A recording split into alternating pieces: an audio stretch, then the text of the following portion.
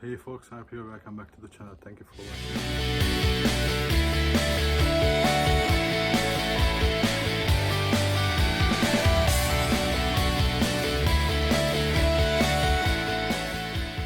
Let's see.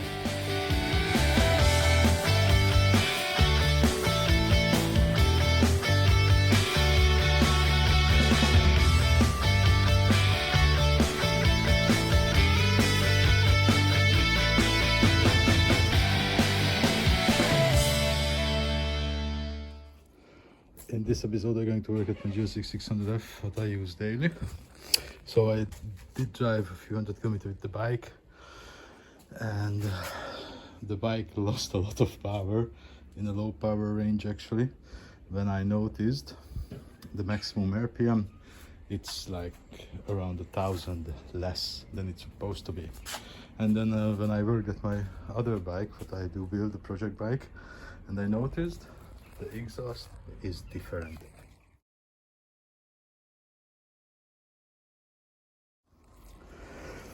It's a really big difference, and what I look after now, turns out this bike has been produced for A1 and A2 category by factory, and they restrict sometimes with the exhaust and the carburetor, and probably this one is from an A2 could be, and because it's damaged actually, what I'm going to do, I'm gonna cut it off at the both sides. And I have built like 7 or 8 this kind of bikes already, which had a few damaged exhaust, and I found luckily found 2 mufflers, one for the right, one for the left, luckily, so it's a pair. And then I'm gonna do the same, just cut at the welding, and I'm gonna weld on the bike. And still, as you can see how big the difference is, even the size and the position. So probably this one just some kind of extrusion. And actually the clutch got really hard. It's really hard to apply, so I'm also gonna take it apart to check it out what's going on. Let's start to work. Just opened up, and as you can see there are 2 balls which should be inside, so that was probably the problem. It's rotated too much or wrong adjustment or something, and that's why my clutch didn't want to cooperate anymore. It does not look that bad. Hopefully I just put it back and everything gonna be fine. And I did clean it, as you can see now it's much better.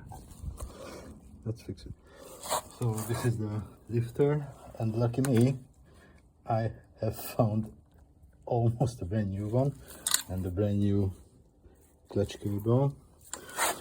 During the years I had like 10 piece ordered from this particular model, and I did hunt down a lot of spare parts for it and collected them, and now it pays me off.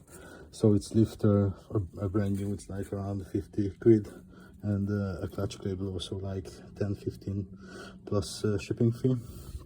So I just gonna insert the new one, the new cable, the new lifter, readjust the clutch with these, and actually my problem is solved. Let's fix it. So now the new lifter is in, the new cable is in, and this is the little piece that I want to have to be used to lock the cable, to secure the cable. Now I'm just gonna put back, hook up everything and adjust it. The cover is back, the cable hooked up. As you can see, it still has a lot of free play. So for the first adjustment, it's this point. I'm gonna lose up the 10mm, and then with the screwdriver there's a little notch in it, so I lose it up, and then with the notch I'm going to adjust back and forth. So it's moving freely now, and the adjustment itself is you have to turn this one as long as you don't feel resistant. So you have to lose it up, now it's loose, and have to turn, and it gets some resistance, and then a little bit back, and then secure with the nut, and then actually this side is down. So now this side is secure, the cap is on, the cable is routed back, and it's hooked up. And now, as you can see, it's like one finger clutch. Before I really had to with a complete full hand to apply it, but now it's much more easier. Luckily it was an easy job. At a certain way I was lucky I had leftover parts from a lot of junk that I have been collected already. So now I'm not gonna put back the shifter yet, because the next task is a side stand. As you can see, it's moving a lot and it's wearing off the exhaust. So let's take this. Side stand is off, and as you can see, it's not parallel anymore.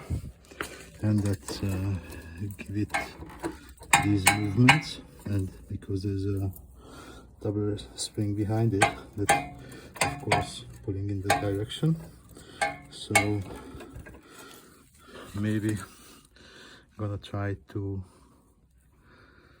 heat it up and a little bit adjust back, or try to do some I don't know, maybe a spacer put between or something like that.